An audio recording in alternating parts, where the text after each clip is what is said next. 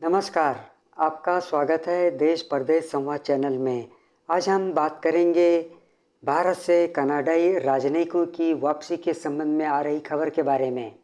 Canada में खालिस्तानी आतंकी हरदीप सिंह निज्जर की हत्या में नई दिल्ली की संलिप्तता के ओटावा के आरोपों पर दोनों देशों के बीच बढ़ते राजनयिक मनमुटाव के बीच भारत ने कनाडा से 10 अक्टूबर तक लगभग 40 राजनयिकों को वापस बुलाने को कहा है। हालांकि भारत की ओर से कोई आधिकारिक बयान इस मामले में नहीं दिया गया है। द फाइनेंशियल टाइम्स में निष्कासन की खबर प्रकाशित हुई है। समाचार पत्र ने मंगलवार को बताया कि भारत ने कनाडा से कहा है कि अगर इनमें से कोई भी राजनयिक 10 अक्टूबर के बाद रुकता है तो उसकी राजनयिक छूट रद्द कर दी जाएगी। मालूम हो कि विदेश मंत्रालय के प्रवक्ता अरिंदम बागची ने कहा था कि भारत में कनाडा के राजनयिक स्टाफ भारत के कनाडा में मौजूद राजनयिक स्टाफ से बड़ा है और इसमें समानता होनी चाहिए।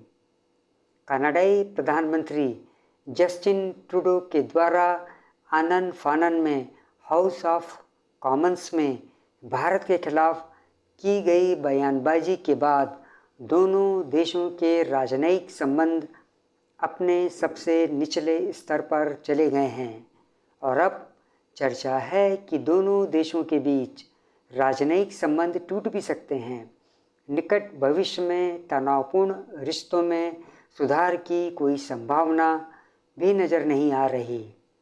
कनाडा की पुरजोर कोशिश है कि भारत को अपने स्टैंड पर घेरा जाए और वहीं भारत लगाए गए इन बेबुनियाद आरोपों का करारा जवाब देते जा रहा है। द फाइनेंशियल टाइम्स के अनुसार भारत ने कनाडा से कहा है कि वह अपने राजनयिकों की संख्या घटाकर 41 कर दे। विदेशी मामलों और अंतर्राष्ट्रीय व्यापार पर कनाडाई सीनेट समिति के अध्यक्ष पीटर बोहेम के हवाले से समाचार पत्र ने लिखा कि अधिक कनाडाई राजनयिकों को अवांछित व्यक्ति घोषित करने से स्थिति में मदद नहीं मिलेगी और इस असहमति से जुड़ी भावनाओं को कम करना और अधिक कठिन हो जाएगा। बोहेम ने कहा कि प्रधानमंत्री जस्टिन ट्रूडो को पीछे हटने की उम्मीद नहीं है। उन्होंने कहा कि कनाडा को भारत एक आसान निशान के रूप में देखता है।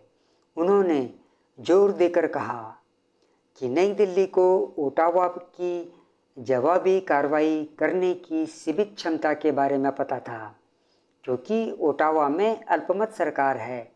ट्रूडो जो लिबरल पार्टी के नेता हैं, न्यू डेमोक्रेटिक पार्टी एनडीपी के साथ सत्ता साझा करते हैं।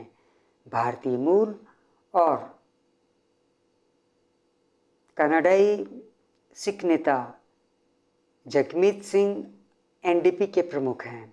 बोहेम को उद्धृत करते हुए द फाइनेंशियल टाइम्स ने लिखा कि भारत जानता है कि जवाबी कार्रवाई करने की हमारी क्षमता सीमित है। हमारी अल्पमत सरकार है और इसके परिणाम स्वरूप होने वाली राजनीति के बारे में पता है और निश्चित रूप से भारत में चुनाव होने वाले हैं। जब से जस्टिन ट्रूडो ने 18 सितंबर को कहा कि कनाडाई सुरक्षा एजेंसियां भारत सरकार के एजेंटों और निज्जर की हत्या के बीच संभावित संबंध के विश्वसनीय आरोपों को सक्रिय रूप से आगे बढ़ा रही हैं, तब से ही भारत और कनाडा के बीच एक अभूतपूर्व संकट पैदा हो गया है। कनाडा के सभी आरोपों को भारत सिरे से खारिज कर चुका है और इन आरोपों को बेतुका एवं प्रेरित बताया था। निज्जर को 2020 में भारत ने आतंकवादी घोषित कर दिया था और जैसे को तैसा की कार्रवाई में एक वरिष्ठ कनाडाई राजनयिक को निष्कासित कर दिया। और अब ओटावा से खबर आ रही है कि 41 कनाडाई राजनयिकों को भारत छोड़ने के आदेश के बाद प्रधानमंत्री जस्टिन ट्रूडो के तेवर नरम पड़ने लगे हैं और कहा है कि भारत के साथ कनाडा हालात को बढ़ाना नहीं चाहता है। नई दिल्ली के साथ वह जिम्मेदारीपूर्वक और रचनात्मक तरीके से जुड़ना जारी रखेगा। हम कनाडा के परिवारों की मदद के लिए भारत में मौजूद रहना चाहते हैं। न्यूज़ एजेंसी रॉयटर्स की खबर है कि कनाडाई विदेश मंत्री मेलनी जूली ने 41 राजनयिकों के निष्कासन की खबर आने के बाद कहा है कि भारत के साथ कनाडा प्राइवेट टॉक्स करना चाहता है इस राजनयिक मसले को सुलझाने के लिए। आज के इस अंक में बस इतना ही। आपसे अनुरोध है कि आप मेरे इस चैनल से जुड़े रहिए और इसे सब्सक्राइब भी कर लीजिए। जय हिंद।